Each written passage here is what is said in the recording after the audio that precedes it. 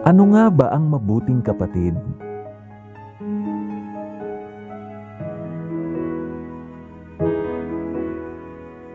Walang kapaguran ang pag-aalaga? Nanay ka? Lola, ako ang nanay niya. Dahil ang mga magulang namin, ang mga nagsilang sa amin nasa ibang bansa, kaya ako ang nanay niya. First time mo ba magpa-foods pa? At bakit? Kasi kiliti-kiliti ako. Hindi ate, ang kapal ng libag mo sa paa. Che!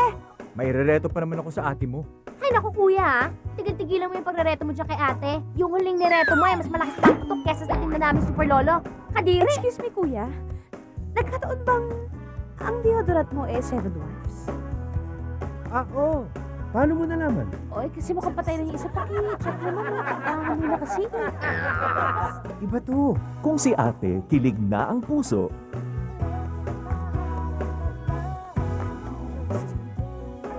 Paligiritan. pwede na rin bang ma-inlove si Bunso? Celia? Si ate.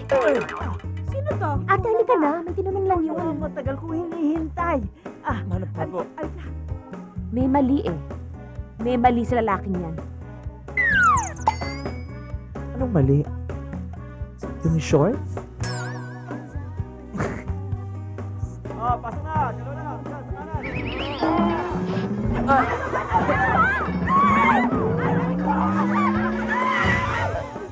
Napag-usapan na namin ng nanay nyo na uuwi na kami. Surprise! Miss ko to, miss! Miss! Nay, wala naman tayong ganito dati. Paano mong na-miss to? Wala ba? Pangarap ko to. Pangarap ko to. Pangarap! LQ kayo ng ate mo, no? Ha? Kasi mas close ka na sa nanay at tatay mo. Dati, mas close ka sa kanya. Pero nung dumating ang nanay at tatay mo, mas close ka na sa nanay at tatay mo at di ka na close sa kanya. Kaya yun, nagkatampo siya sa'yo dahil mas close ka na sa nanay at tatay mo. Boyfriend mo na ba yung lalaking yan? Kaibigan ko lang yun, ate.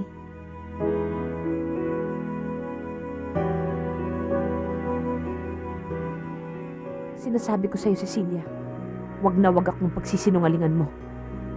Ate, sana rin ate matanggap mo na may ibang tao na pwede magmahal sa akin, ate, hindi lang ikaw.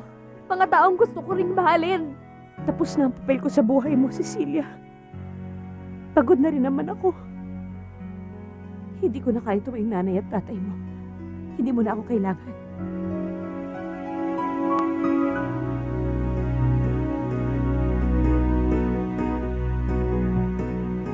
Inihahandog ng Viva Films sa kanyang ika-29 na anibersaryo. Tara! Ang pagsasama ng dalawang box office queens, Judy Ann Santos Tandaan mo, pag may magnanakaw, yung laman ng bag mo, yung laptop, cellphone, pati naman ang pitaka mo, bigay mo na, huwag ka naman labanan, baka naman masaktan ka pa. at Sarah Geronimo. Eh kung meron na isa sa kanila dito na magnanakaw, eh alam nyo na ho kung anong nanakawin nyo. Smile ka nga. Ate! Oras kayo nasa dulo, pwede dikit-dikit na lang. O maliwanag yan, ha? Subukan niyo magnakaw. Nasa akin ang litrato ng pagmumukha ninyo. Sa isang super mega pelikula para sa buong pamilya. Yes! Ha? Yes? Kasama din sina Luis Manzano, JC De Vera, Tonton Gutierrez, Cherry Pie Picache, DJ Durano, Vice Ganda at Miss Gina Pareño, hating kapatid. Sa direksyon ni Wen V. Deramas. Naku, wag lang, huwag kang papasok. Kinakabahan ako. Hindi ka pwede pumasok. Galit na galit sa'yo yung ate mo. Baka kung ano mangyari, huwag kang papasok. Ay, kasi Hindi, pumasok ka na. Pumasok ka na. Baka hanapin ka pa. Pumasok ka na. Ako na lang hindi papasok.